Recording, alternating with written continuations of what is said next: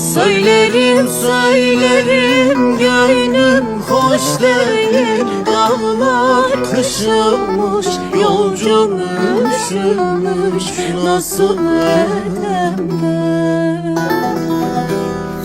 Bir güzeli bir çirkine vermişler, neydem neydem vermişler.